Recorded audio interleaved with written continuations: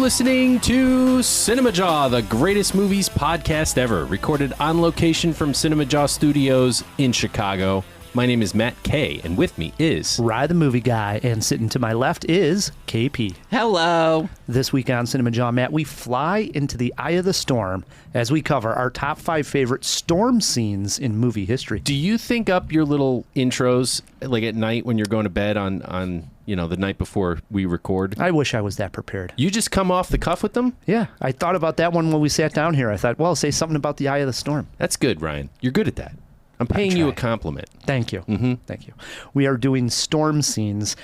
Jawheads, don't think right away when you hear that, you think disaster movies. It's got to be the perfect storm, so on and so forth. No. Go beyond that. Regular movies have storm scenes, and I think that's where we're going to really land most of ours. Most of ours. Right, most. Yeah. Not limited to. Not limited. Not limited. And why are But we... you got to think outside the box. Exactly. True. Yeah. And why are we doing storm scenes, Matt? Twisters. The sequel no one asked for. Is it a sequel or is it a reboot? I don't think it's either. Either, I agree. I was talking to my brother briefly before coming down here, and he asked me what we were reviewing, and I said Twisters. And he said, oh, is any of the old cast in the new one? And I was like, I don't even know if technically it's a sequel. I don't know. There's really no through line, and we'll get to that. We'll get to it. Yes, we will. Besides that, no guest this week. We are playing Stump the Kubinski once again. And I teased this topic last week on the show. I said we were going to do Twisters, and we may do action movie remakes. We ended up doing storm scenes, so I stole that idea, and that's the trivia topic, action movie remakes. Okay. Movie trivia. All right. Cool. Can't do 80s again, huh? No. You saw what happens when you do 80s. To be honest, when we're talking action movie remakes, there are going to be some 80s questions in there. Okay, good. It's also still Hugh Jackman month. What a great month it is, too. It is. And that's where we are starting with a Hugh Jackman fact. How good do you guys think Hugh Jackman is? On a scale of 1 to 10, or what are we talking? He's pretty darn good.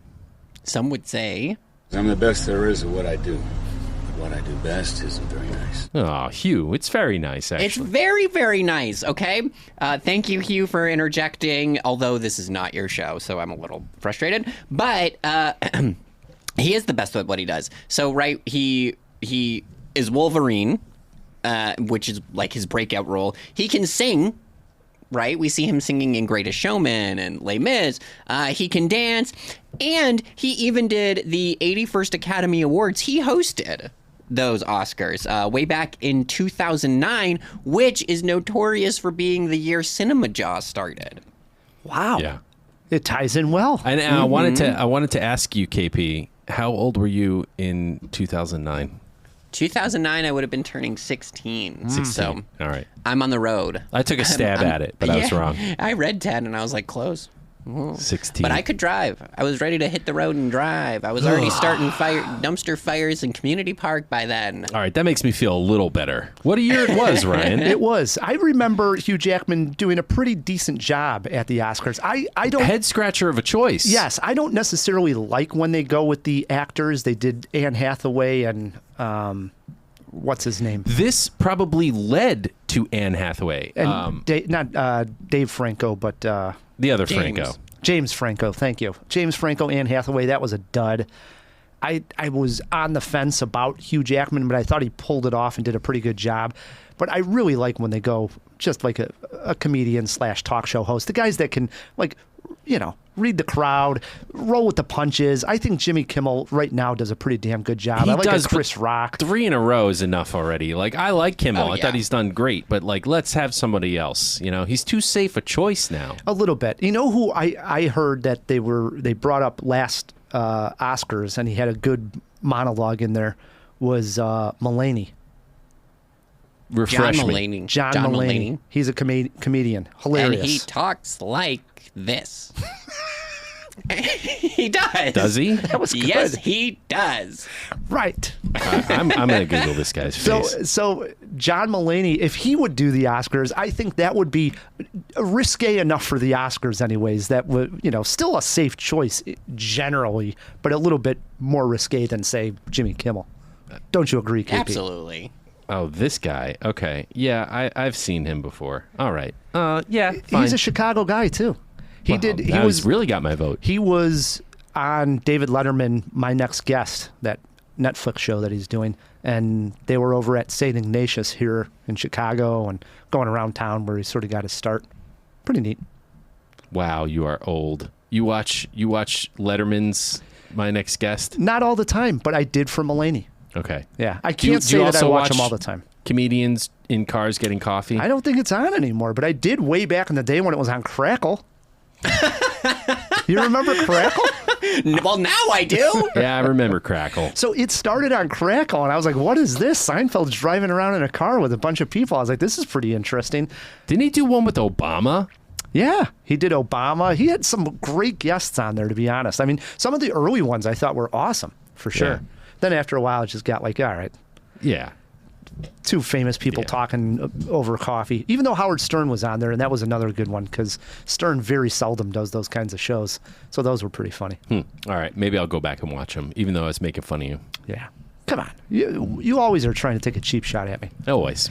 Last week, you may remember, Jawheads, we had $5 out on the table. There was a $5 bet. Yes. I do want to clear the air because I did not have $5 on me.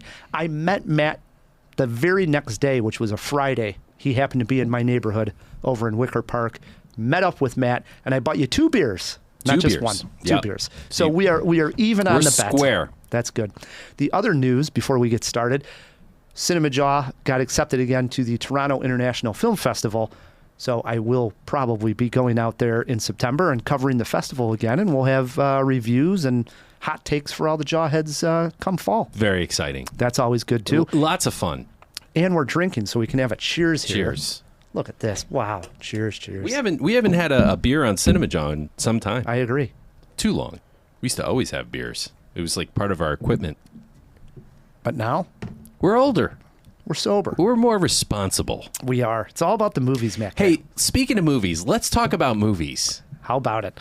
Let me tell you, it shocks me to say this, but the film Twister is 28 years old. Whoa. 28 years old. It came out in 1996 and starred Helen Hunt and Bill Paxton.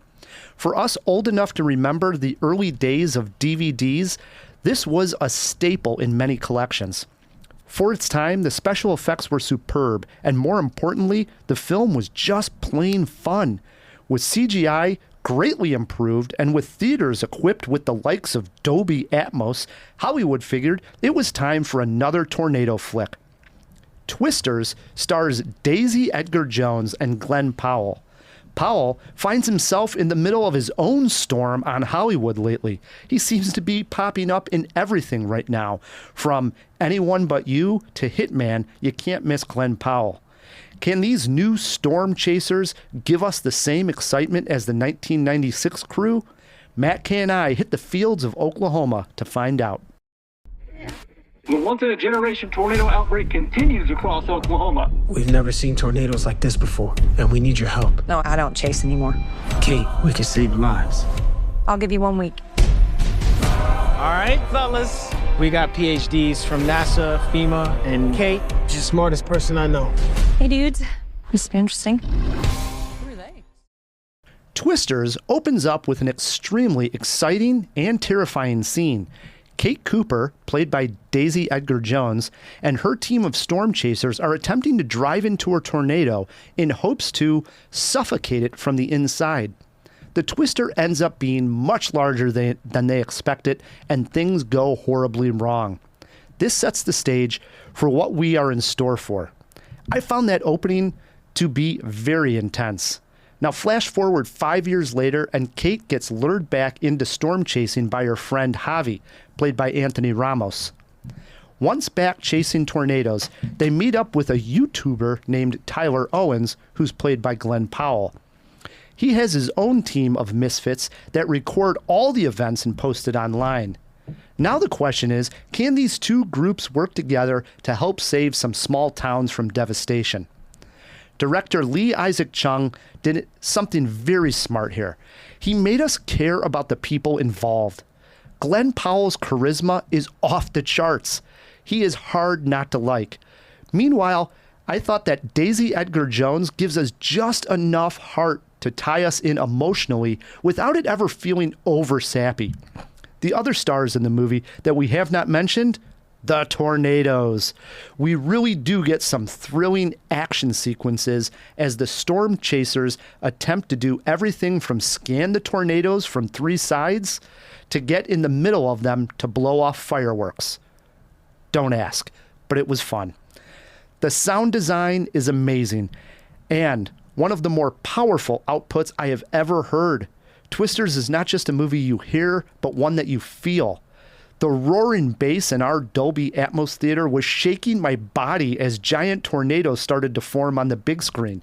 I couldn't help but giggle and think to myself, this is cinema. Summer cinema, that is. Matt K., your thoughts on Twisters? Wow. This is cinema. You say with such conviction. What would Martin Scorsese say? That's why I went there. Really? Because it was fun. I said summer cinema, that is. All right, listen. I had fun, and I think that I agree with a lot of what you said about the action, the excitement, the special effects, the sound design. This was a Twisters movie, right? But here's the thing. No, they didn't stick the landing with the plot. I didn't care about the characters. They're cardboard, one-dimensional, and Glenn Powell can kiss my ass. Oh, bullshit. So much charisma. He does have a lot of charisma. Oh, my God. The guy, okay, he works out a lot. We get it. He's got a nice smile. We get it. He's got a 5 o'clock shadow. We get it. Looks good in cowboy boots. Okay. Somebody's jealous. I mean, who wouldn't be jealous of Glenn Powell? The guy's carved from marble. Jesus Christ. But that's it. I mean, that's it. He's fun. Is he? Yes, when he's on screen, he's just a likable character. That's a movie star for you. I don't think so. You're just not on the Glenn Powell train yet, but just stick around a little bit longer. You will be. Is he a Bill Paxton, though? Oh, yeah. Oh, Get the f*** out of here. Yeah. Bite your tongue, Ryan the movie guy. No, I'm not going to. Bite another your level. tongue. Another level over Bill Paxton. And I love Bill Paxton. Wow. And you just said it. Game over, man. Game over. Don't get me wrong. Paxton obviously has many more movies to filmography. But Glenn Powell, where he's starting right now, he's almost, it really is basically A-list already. He's big time. And he's I'm not arguing. Just getting started. We'll see. The jury's out on Glenn Powell. I just learned his name. That's because you're way behind. No, I'm not. He really has burst onto the scene, and all of a sudden he's in like 3 schmaltzy movies that are out right now. I don't know. Twisters. I went to see the first Twisters movie, and somehow, did I already tell this story on Cinemajaw? You may have. I somehow got dragged into... Right, yes, you were telling us. The David Schwimmer movie, Paul Bear. Right. Oh, my God. So Twisters has a special place in my heart because I did own it on DVD. Twister, I should say. This movie, nobody was asking for it. Is it a sequel? Is it a remake? My answer is, who the fuck cares? Well, it's neither, right? It's not. It's no, it's a reboot. Right, exactly. But they're not necessarily remaking the movie. Apologies for my language. Yes, they're just not passionate. They're not remaking the movie in the sense that they gave us the same exact scenes as they did in Twister, and nor is that important. It's really just the core idea of Storm Chasers is really the only two that's it's not just tying the two together. It's not just the core idea. It's the same movie. It's literally the same movie. So are you calling it a remake then? I wouldn't call this a remake, though. No, it's just... I don't know. You just said it's literally the same movie, and now in the next sentence, you said, no, it's not a remake. You can see why this is confusing. Right. It doesn't matter. I don't even want to think that deeply about this movie. Was it fun? Yeah. Cheesy, stupid, decent leads, but pretty nonsensical. Well, of course. I mean, it's a Twisters movie. Yeah. Yeah. I think the idea of going into this one, But this is cinema? Who are you? Was the real Ride the movie guy captured by aliens? I was having fun when I wrote the review. Don't get me wrong. I was saying that a little bit tongue in cheek. I didn't want you to take it so verbatim. However, in certain movies, I can go in like this and just unplug the brain and have fun with the movie. I got exactly what I wanted out of Twisters. And I think people going listening to this review, that's what they're looking for. They're not thinking we're going to come on and review Twisters and say, well, this is a drama that's going to be up for Academy Awards. We know that's not where this is going.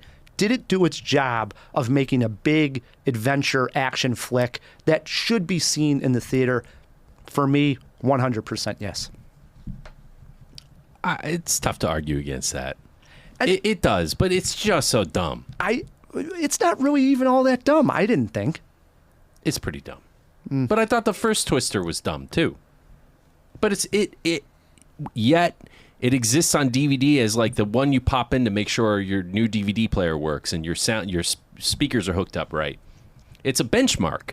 And it was a decent enough film. I mean, it had decent enough leads. Same thing here. This is a good enough popcorn movie. I always said that I hadn't seen Twister all the way through, start to finish. I always caught parts and bits and pieces and then sort of stitched it together myself. So I don't want to be able to say this is 100% better than Twister, but what would you say, Twisters or Twister? It's been a long time since I saw Twister, but it was a movie I spun a lot. I mean, no pun intended. It was something, like I said, I would throw in just to make sure everything was working, and then you get hooked and you watch the whole thing.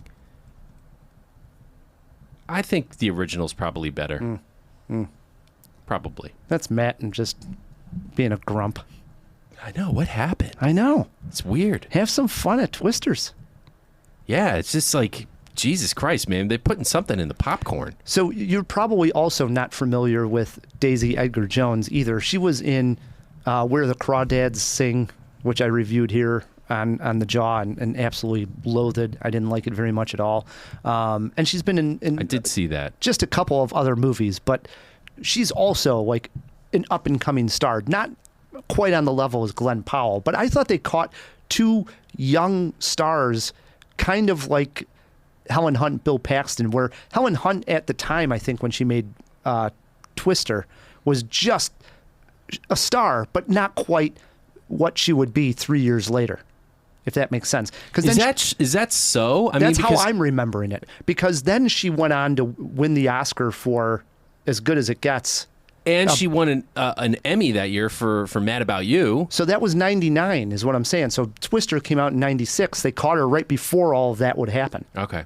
You know what I mean? Yeah. And I think they caught Powell and this Daisy Edgar Jones where it's like 3 years from now, Glenn Powell wouldn't be caught dead in a Twisters movie. My guess. Oh, bullshit. He's MCU bound. Are you kidding me, dude? He's going to be doing this crappy shtick for the rest of his career. We'll see. He's going to be in Netflix after Amazon Prime movie. We'll see. Mark my words. Things have changed, but my point being that they captured again sort of, I think, up-and-coming stars at the right time, where these are legitimate stars. They're just catching them right at the right time. Hey, maybe you're right. We'll see. Time will tell. Was there a moment in here that you were like, that would never happen? Yeah. So when they are in the opening scene, They drive out to this field to collect their data from the tornado, which they did in the first movie. And he comes out of the car, the Javi character, with a laptop in the rain. That would never happen. You don't use a laptop outside when it's raining.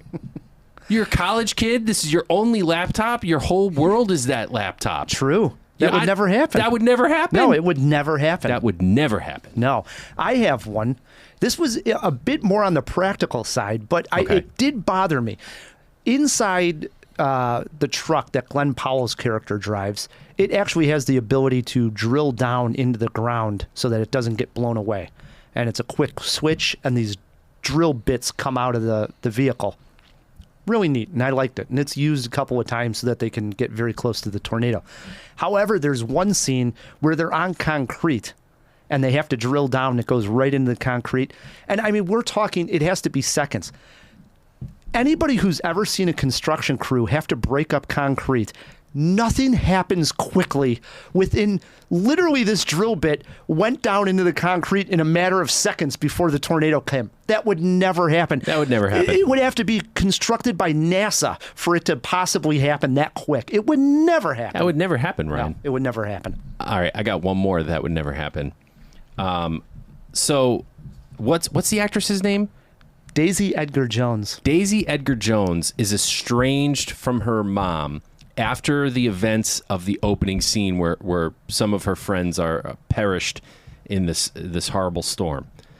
And during her adventure with Glenn Powell, she decides to reconcile with her mom and goes home. It's a heartfelt scene. And then who shows up at the door? Glenn Powell. That would never happen. You don't follow somebody home when you know they're going to reconcile with their estranged mother. You just don't do that. I mean, come on, stalker vibes. What a creep. Total creep. Yeah, and we're not talking like follow her home where there's tons of homes like you're in New York or we're Chicago. Talking cross-state lines. Yeah, there's only like one farm, one house for a mile, and he's following her behind. That is creepy. Creepy. That would never happen. That would never happen. Let's hope that would never happen. You know who else is in this movie? And if we could throw this in the fish tank, the actress's name is Sasha Lane, and she plays the girl who actually is flying a drone a lot of times because there's a drone in the movie. She was in American Honey with Shia LaBeouf. See if she's been in anything else. From my remembering American Honey, I thought Sasha Lane was like an unknown, like that guy, like a character actor. Yeah. And now all of a sudden she was in this movie. I was like, wait a minute, does she have a career that I don't know about? It's only No, the second she time I've ever doesn't, seen and her. neither does Glenn Powell. Okay.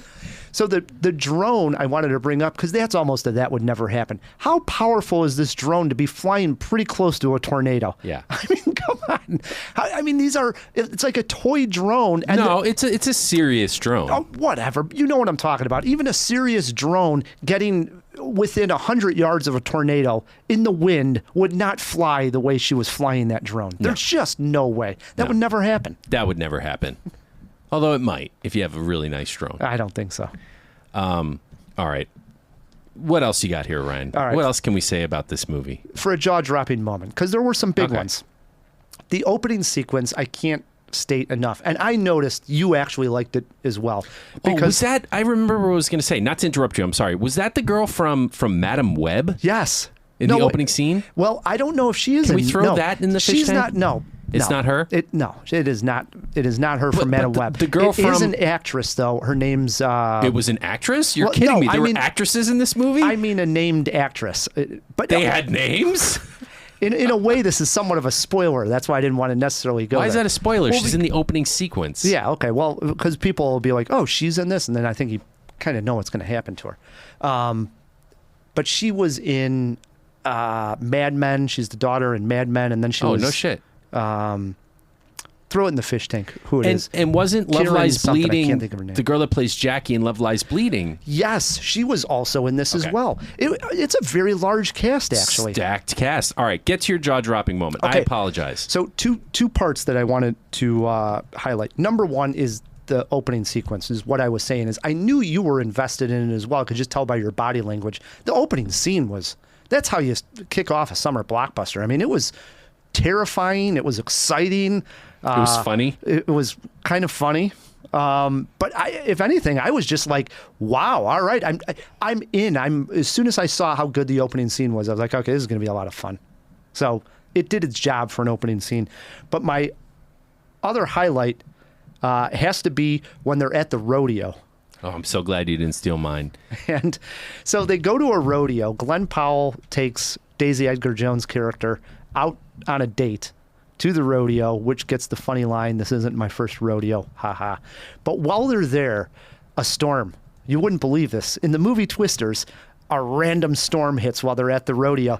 And the guy who's doing the announcing at the rodeo literally does like the thing you are absolutely not supposed to do. He causes way more panic than there ever should be. So here's a guy calling the rodeo like, oh, the guy, oh, Keith there, he's on his horse doing a good job. And, oh, my God, it's getting windy. Folks, get to your car right now. Everybody starts to panic. People are getting trampled on. Horses are running into people. People are stepping on people, and he's yelling, "Go, go, go right now. You don't want to be in the stands." I'm like, oh, man. It was crazy. That was crazy. And that would never happen. That would never happen. But I was laughing hysterically at that part. I was along for the ride at one of those just absolutely over-the-top, goofy action moments. Goofy. I mean, the whole movie would never happen. But let me also put this out. And this is the first movie's guilty of this as well. Storm chasers, like real storm chasers, they sometimes go for weeks without seeing a tornado. You know, they chase this cell, they chase that cell, just hoping to see a tornado, you know? And of course they do at times, but many times they just don't. In this movie, they can't get away from the tornadoes. They go on a date to a rodeo, and wouldn't you know it, another tornado. Yeah, everywhere they go, they're followed by tornadoes. Well, you see the news reports throughout the movie that Oklahoma was having just an absolutely record outbreak of tornadoes. So they were quite literally everywhere you looked at this point, Matt. Yeah, I guess so. And I guess you don't have a movie. Look to your left, tornado. Right. Look to your right, tornado. All right, my jaw-dropping moment is this, and I do want to pay this movie a little bit of credit. It reminded me of something out of the 50s, specifically The Blob.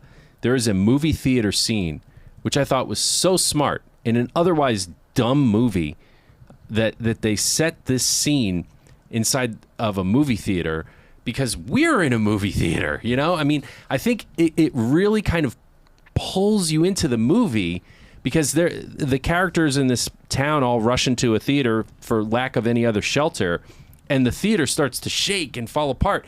And I really started to feel a little panicked during that scene, you know? I felt like I was there, and at the end, I'm trying not to give anything away. I'll just say that at a certain point, the screen that they were viewing becomes a screen for a different kind of show. Mm-hmm. And I thought that was actually really smart. Yeah, that was so well visualized. And whoever wrote that, my hat is off to you, sir. I thought that was really well done. I thought throughout the movie, even there were action sequences where things were getting blown away. There was one part where I think they were in a town and something comes blowing from behind them, and it basically comes towards us at the screen, and they duck out of the way. There were moments like that all the time where it just felt like excitement, a danger to the. This would have been better in 3D. Could have been. Yeah. But I really like the special effects. Yeah, they were okay. All right. How about a movie poster quote? So I sat there, and I could not come up with anything. You got to be shitting me. I could not come up with anything for like the longest time. I spent like almost 3 hours, and then it finally hit me. And then not sure if this is good. Another 3 hours, and I came away with, "Twisters will blow you away."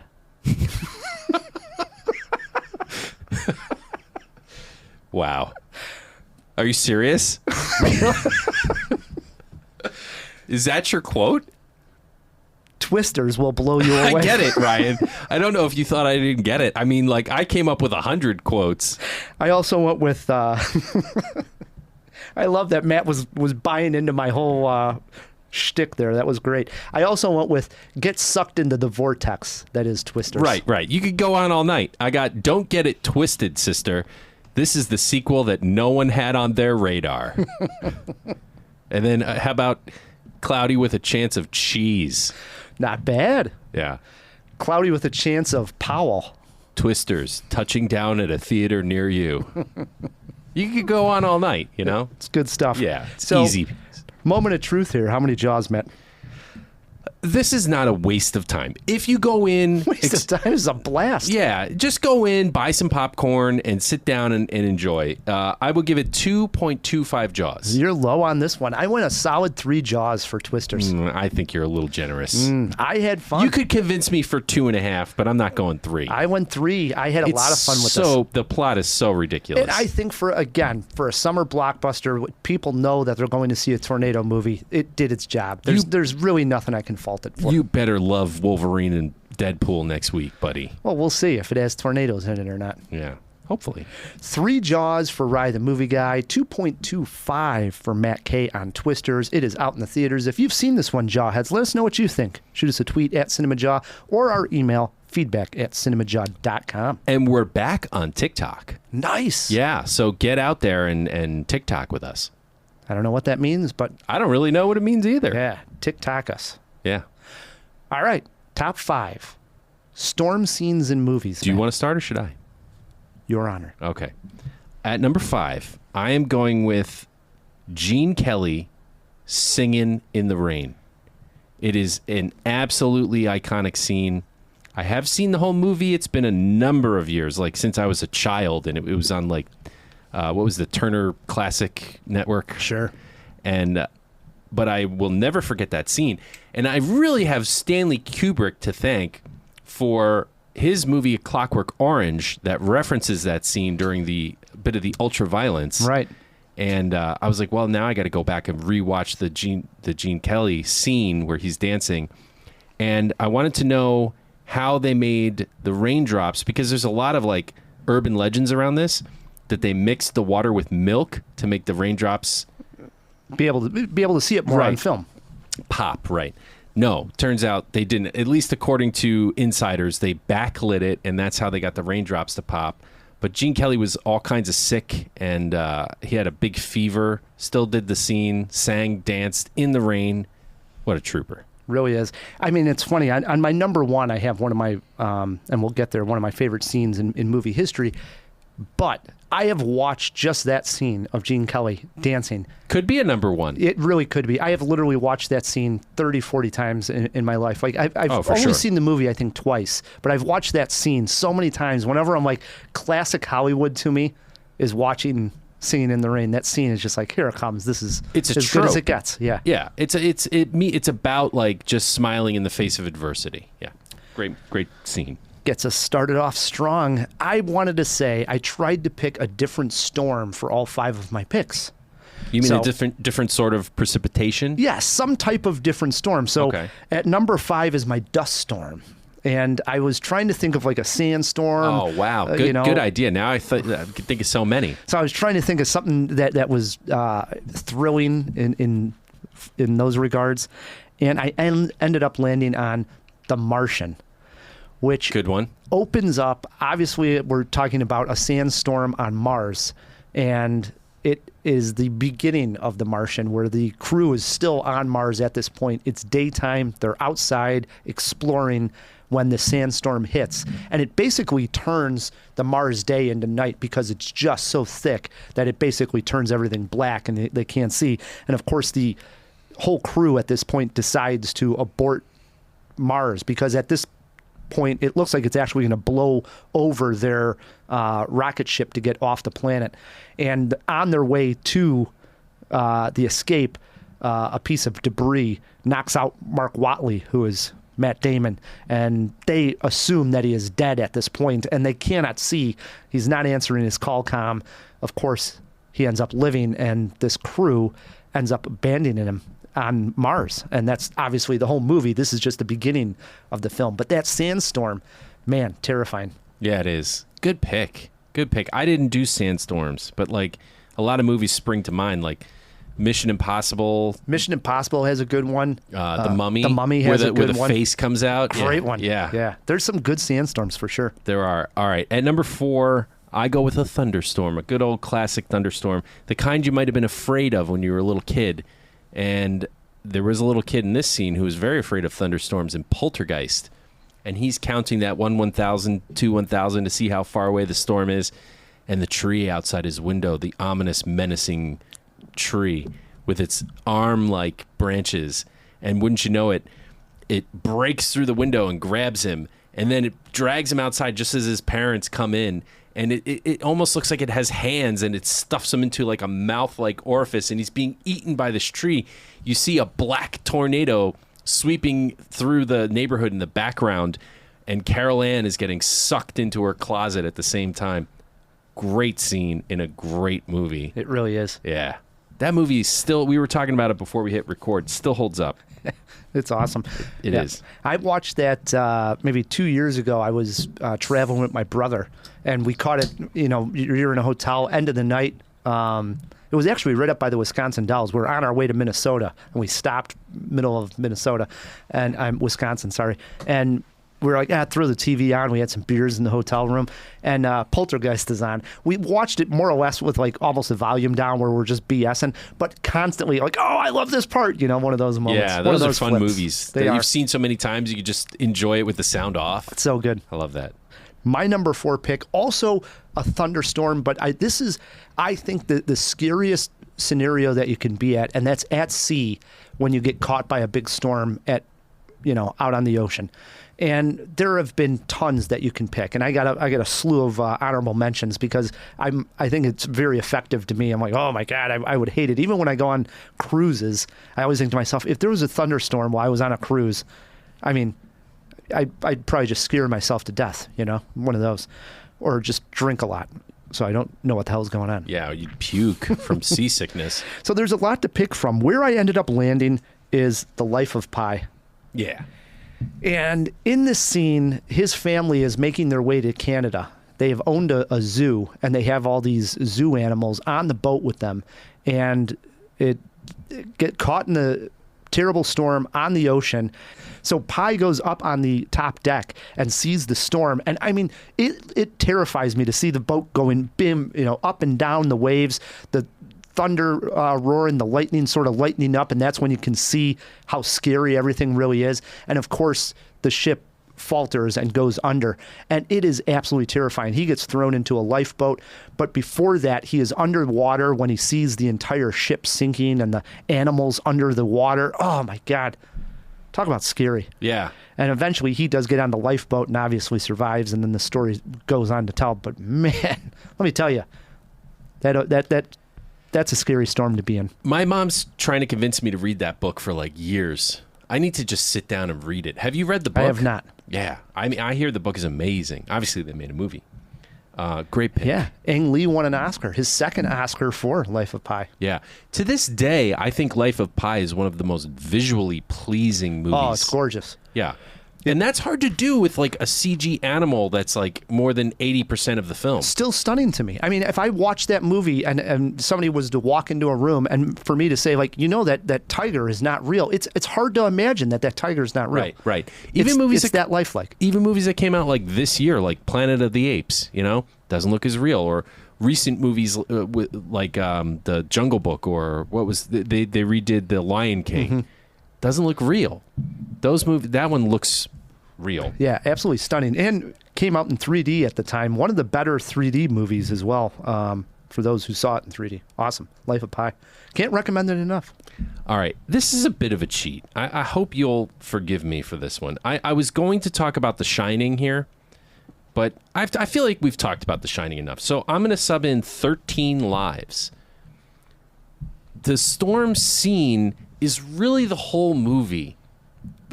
So that's kind of a cheat. There's not like one particular scene.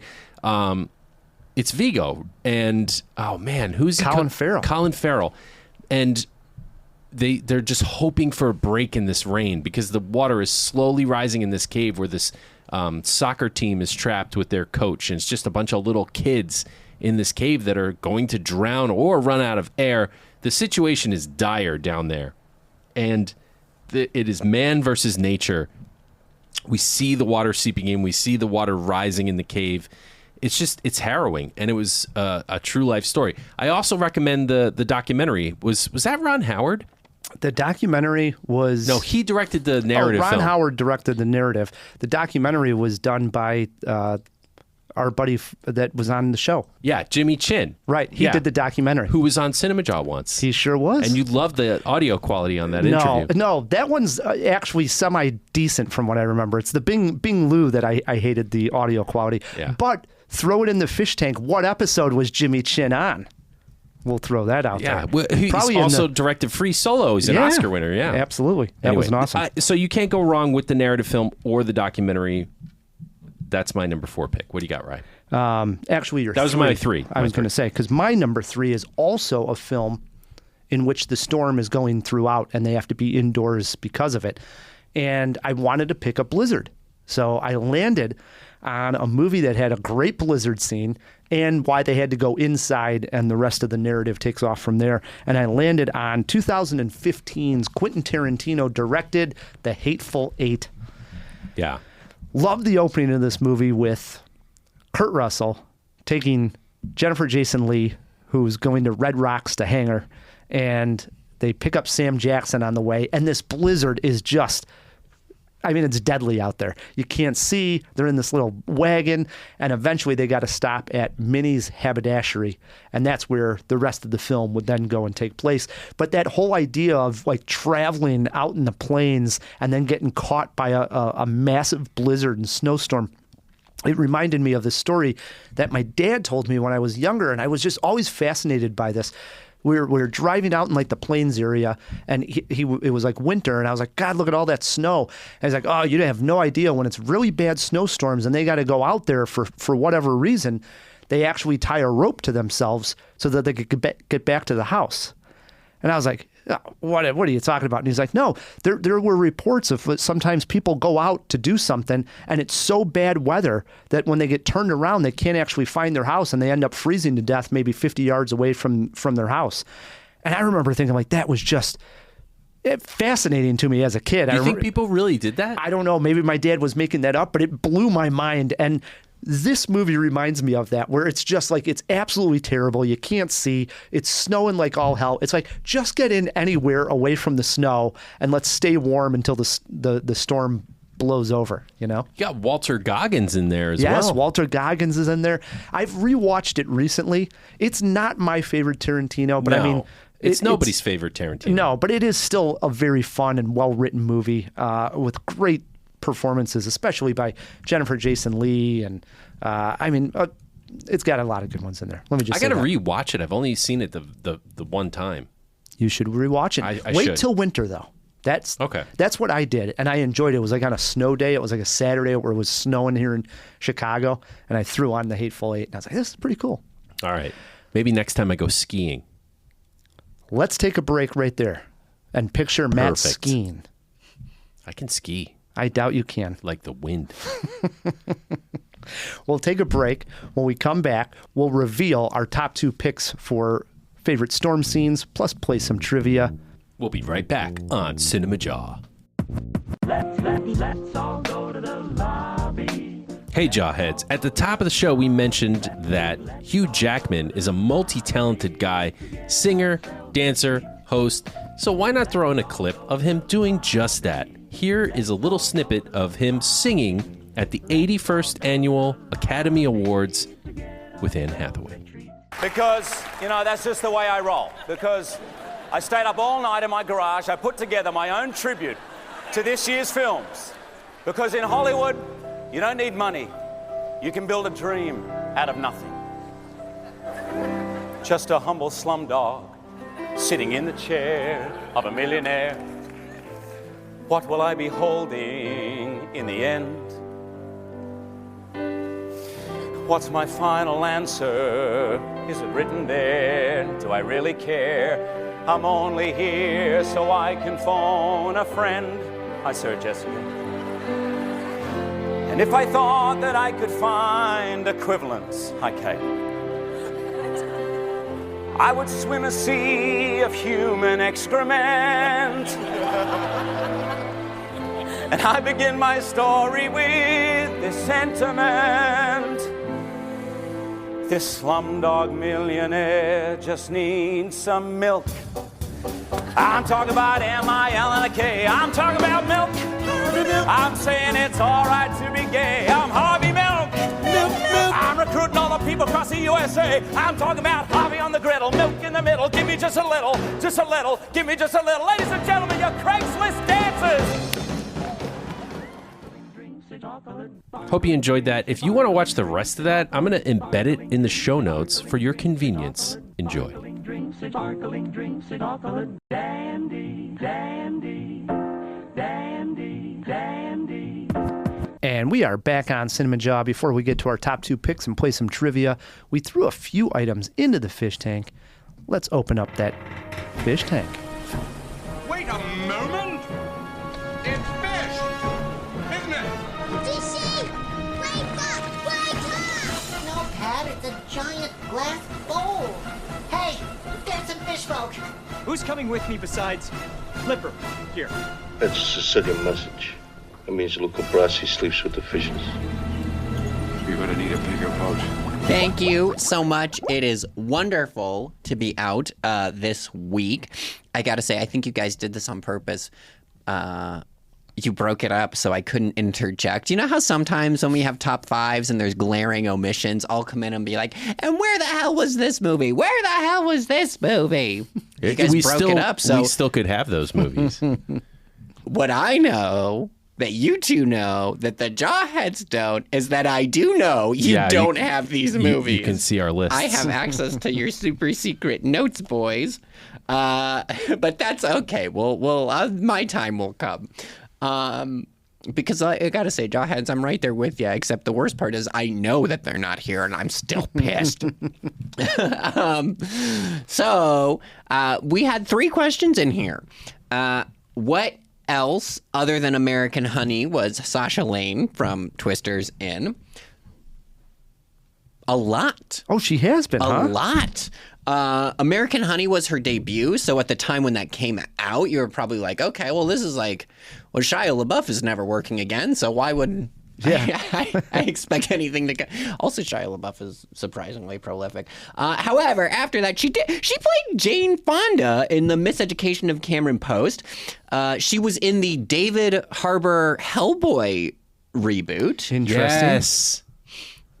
She was in How to Blow Up a Pipeline, which I believe Rye the Movie Guy was net negative on. I did see. I wouldn't say net negative. I was okay with that movie. She also executive produced that film. Had no idea. Wow. That's hilarious. And she plays Hunter C20 in Loki on Disney Plus. We're not like a TV podcast. So she's blown up. Here I am. Like, wow, I wonder if she's been in anything. I'm guessing it's only going up from here, given some of these credits, too. No doubt. And she was pretty good in Twisters. This one, it was just who was from the intro of Twisters, Kiernan something. That would be Kiernan Shipka. Yes. Kiernan Shipka. And a lot of other noteworthy films, some other things like Carriers, The Silence. She was a voice in When Marnie Was There. Last year's Totally Killer, which we reviewed. Even literally dating back to last week, she was in Longlegs. Small role in there, but she was, yes. She's popping up everywhere as well. So that's what I'm saying. She's on Utopia. Who, Sasha Lane? Yeah. Wow. Yeah. She is literally all over the place. That is so funny. Like, to me, I saw her in this, and I was like, oh, I think that's that girl from American Honey. And I was thinking, like, has she been in anything else? And look at what I'm learning here. Loki. She was on Loki. Yep. Matt, we already went over this. Oh, sorry. I missed Loki. I was busy looking her up as well. Was that everything that we threw in there? We have one more. All right. One more. What episode was Jimmy Chin on? That was 397, all the way back in November of 2018, which... Wow. My brain hurts just thinking about that. that was 2018. I remember this episode at Cards. That was 2018, you guys. What was the episode? A full 7 years after we started the show. That was top 5 tense documentaries. That makes sense. Yeah. To like really just dig the knife in on what else was going on. We did Interested or Ignore back when we were doing that segment weekly for The Girl in the Spider's Web. Oh man. I remember that was a bit movie. of a dud, yeah. Unfortunately. I think I enjoyed it, though. You liked it more than I did. I'm a fan of the character. That's funny. Wow. Good episode, though, Jawheads. Go back in our archive. Just search for Jimmy Chin on the website. Or look it up by number 397. Yeah. Tense documentaries. That's great. Maybe I'll go back and re-listen. Well, we are still in the fish tank. Next week on the show, big one, Deadpool and Wolverine. Oh, yeah. We're looking forward to that. Don't know what we're going to do with the top 5. Go fuck yourself. How about you do that, right? There's no top 5. just no.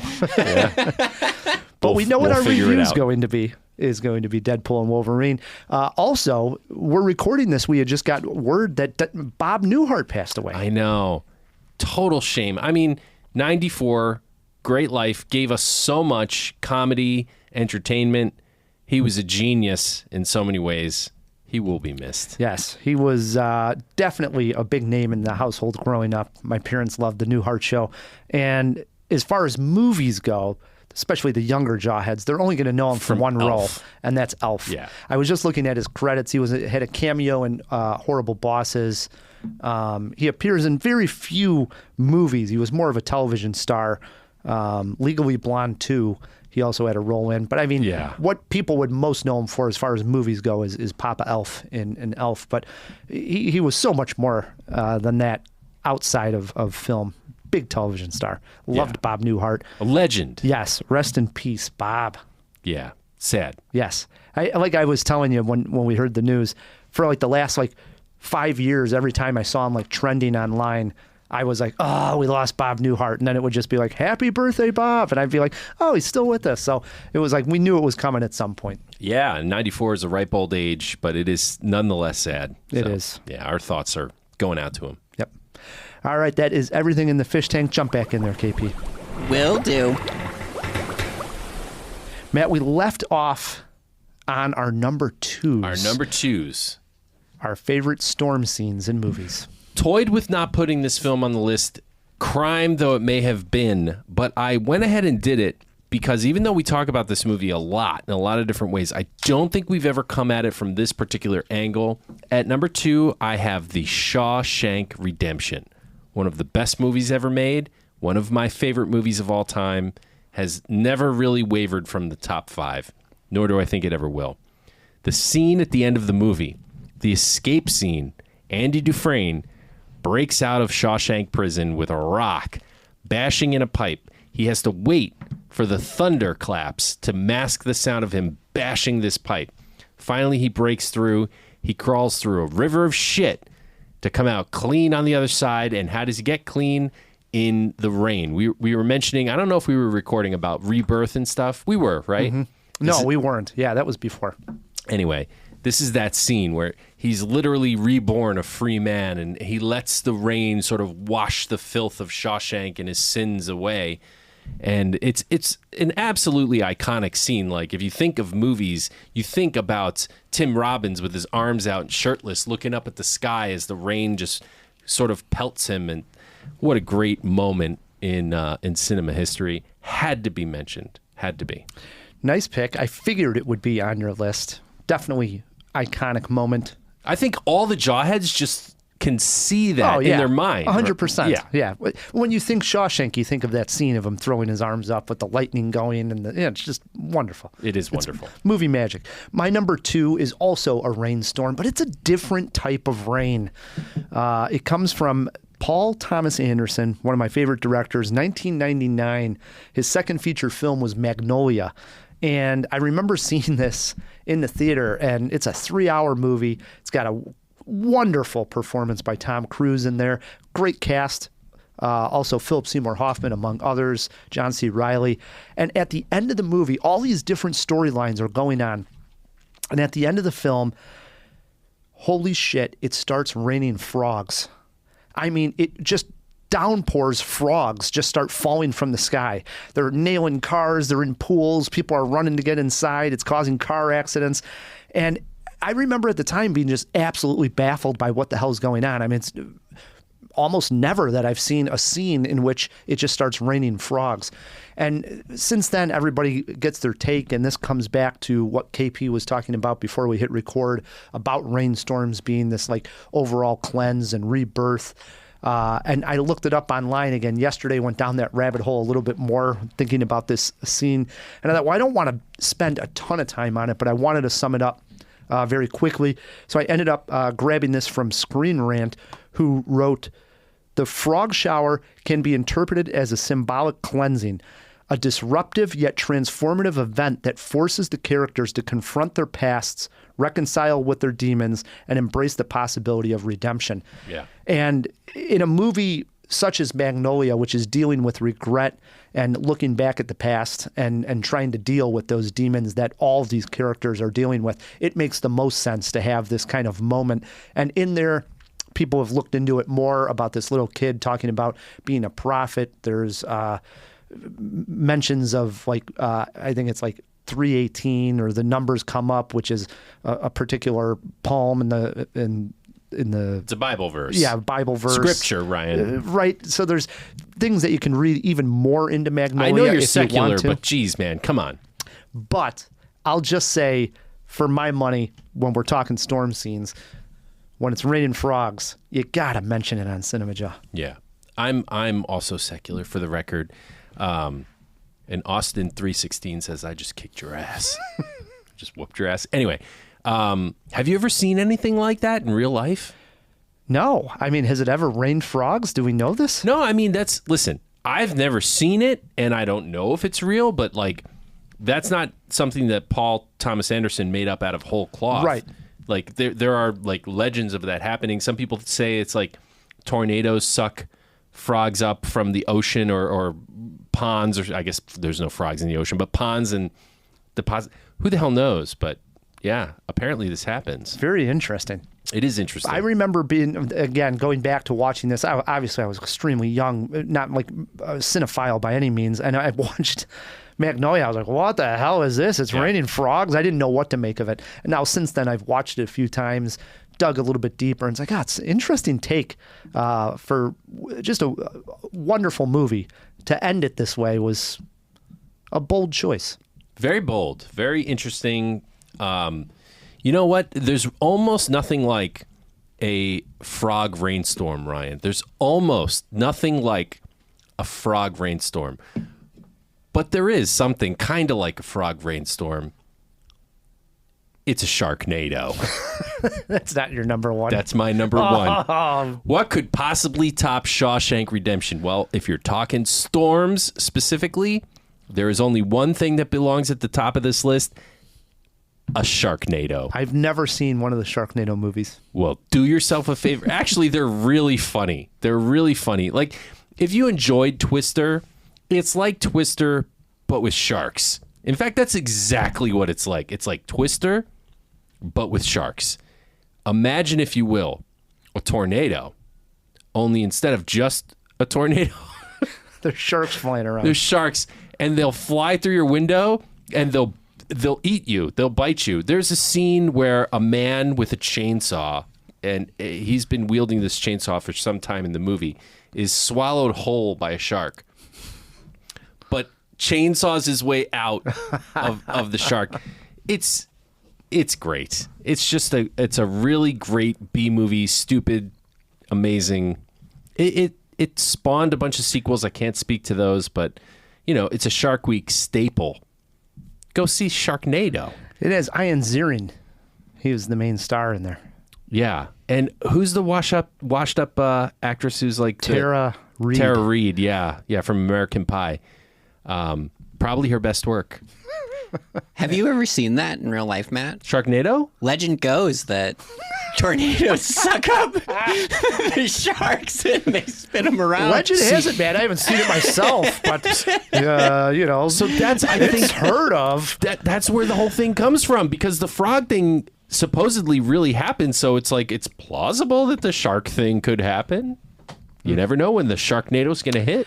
All right, let's bring it back to earth here. And I teased this as, and this is true. No animals in your next storm? No, I teased this, but I realistically think this is top 5, not even top 10, top 5 greatest scenes in movie history, for my money. And it is 1985, and we're trying to get Marty McFly back to the future. And number one, it's great because it's talked about in the very beginning when we hear 1.21 gigawatts. Not before that. Go back to before he goes back in time. We get that lady saying like, "Save the clock tower! Save the clock tower! Save the clock tower!" And it gets that flyer, 50 years ago, it was struck by lightning and blah, blah, blah. And it's like, oh, it's great. We think it's just like some old crazy lady. And of course, this comes into play hugely to get Marty back to the future when he's back in 1955. And this scene, it is just choreographed and set up absolutely perfectly. We know the exact stakes. We know that the bolt of lightning is going to come. We know exactly what has to happen. And Doc Brown, while he's got this cable hooked up to the clock tower, has to climb up the whole clock tower to reconnect the things up at the top. And while he's doing that, a tree branch gets blown over, and it causes not enough slack in the cord anymore. So now he's trying to get it, and remember the bell's ringing, and Doc's almost falling over the clock, and finally he just grabs the thing a little too hard, and it disconnects the cable down below that was going to go across the light posts and carry the electricity for Marty. So now Doc Brown invents ziplining, right? He puts this cable down and zip lines. It's the first time we've ever seen someone zip line down. The clock tower comes zipping down right when Marty, who can't get the car started. It's the first time we've ever seen this. And he headbutts the steering wheel, gets the car started, starts driving, and right when Doc Brown gets there, the lightning hits, he connects the two, and Marty goes into the future, and just Doc's response when he just looks up and he sees it, woohoo! Yeah. It's just could have vaporized such a him. wonderful moment. And even prior to that, when Marty's trying to yell at Doc about when you go back to the future, and he's up at the top and they can't hear because the wind is going and the storm. What? I don't want to know, Marty.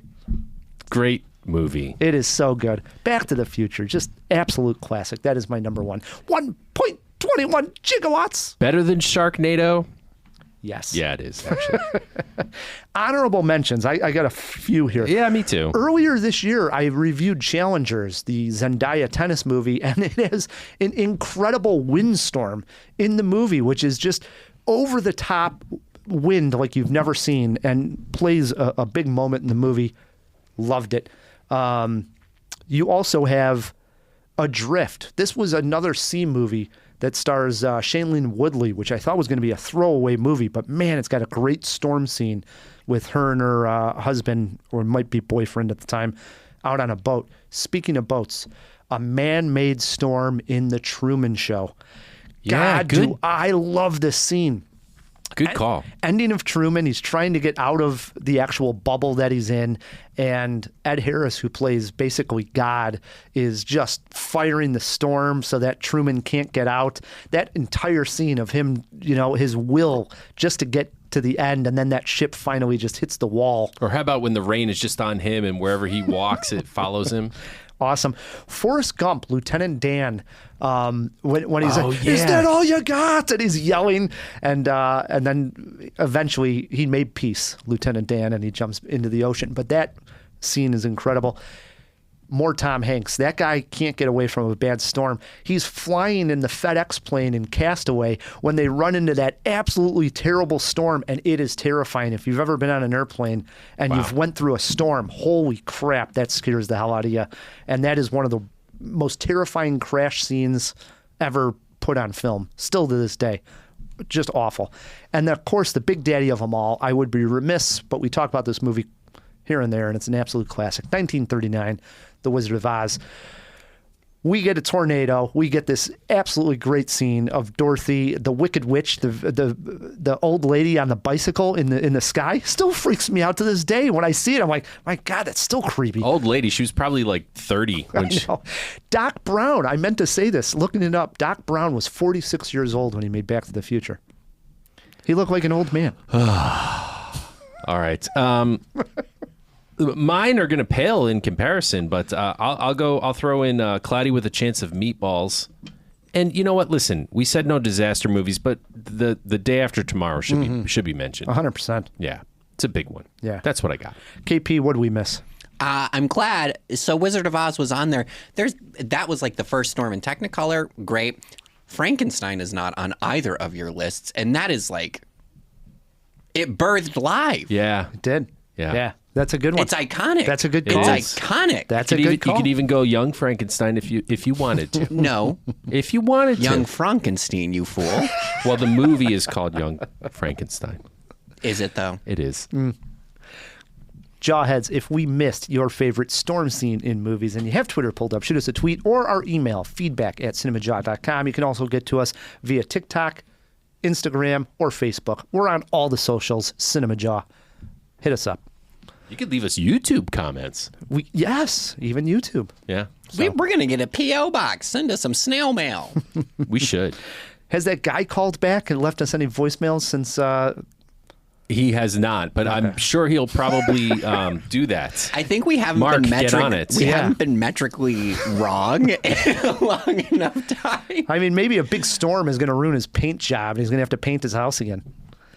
Don't make fun of Mark from Villa Park. Well, man. I was thinking he will kick your ass. I was thinking afterwards when I listened back to the episode, I wonder if he learned karate like Daniel LaRusso did painting Miyagi's fence. You bet your ass he did. All right, let's play some trivia. Are you ready, Matt? Yeah. No money on the line this week, just pride here. Okay. We already got beers in front of us. I'm happy. And guess who bought those beers as well? Thank you. Yeah, that was really sweet. And I want to mention that Ryan bought my favorite beer at the moment. And thank you. Yeah, see? It was very thoughtful. Went out of my way. I didn't think you would. I did. I almost went to the store and bought my own because I was like, he's not going to bring anything good. Why would you doubt Ryan the movie guy? He He's good for it. He didn't say he was gonna, so I was That's what, on Ryan's tombstone, it's going to say he was good for it, just like he did last week. And it's true. It is true. All right, question number 1. Again, the topic is action movie remakes. Action movie remakes. Got Question 1. The Italian Job came out in 1969 starring Michael Caine. A remake was made in 2003. Who played the lead in the Michael Caine role? I'm guessing it wasn't Seth Green. Was it Matt Damon? We're looking for Mark Wahlberg. Oh, same thing. Same thing. 0 for 1 for Matt K. Question 2. Who played Judge Dredd in the 2012 remake? Keith Urban. 0 for 2. Wait, we were what looking year? for Carl Urban. Oh, come on. No. Keith Urban is the singer. What do yeah. you think here? Totally different I person. say give it to me. Come on. What do you think, KP? I don't know. I immediately was like, why'd you go to the singer? So I did immediately thought, thought wow, that. I thought Keith Carl, Urban doesn't even act. They start with K. Come on. 0 I for thought that 2. was when you were just like pulling a random name and we're just like, I give up. 0 for 2. I'm sorry. Come on, give me that one. If there was no Keith Urban, I would give it to you. But, I mean, Keith Urban is Keith Urban. This is Carl Urban. He's an urban legend. Boo. When is it going to start rating Keith Urbans? Right. Keith and Carl Urbans. That's a storm I'd love to be in. You got to get the next 3 correct. Question 3. Point Break. Point Break got a remake in 2015. It's a travesty. Who directed the original that came out in 1991? Oh, boy. If you need a hint, I could give you a hint. All right, give me a hint. It's a she. Should help you. Yeah. Penelope Spheris. It's not what's her name? Wait. Catherine Bigelow. It is. Okay. We'll give that one to you. Since I buzzed you on the other one. I don't know why I thought it was Penelope Spheris, but could have been. Time period. Yeah. She did Wayne's World. 1 for 3, Matt K. Question 4. In the 1999 remake of The Mummy, Brendan Fraser plays Rick O'Connell. Which actress played Evelyn O'Connell?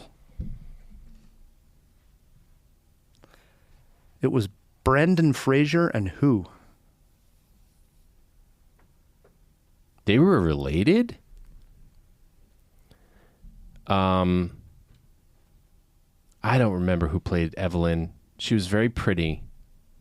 I forget her name. Don't know. We're looking for Rachel Weisz. Rachel Weisz. Yep. Wow, that was Rachel Weisz. It was. Wow. Yep. Matt has been stumped this week, but the last question is this. In 2012, they remade Red Dawn. I want you to name 5 actors from the original 1984 Red Dawn. If I can do this, will you give me Carl Urban? No. Come on. That's epic. 5 actors? 5 actors. But you know this movie. If I can do... I mean, listen, I know Red Dawn, sure, but I don't know if I can come up with 5. If I can. Just come up with the 5. Emilio Estevez.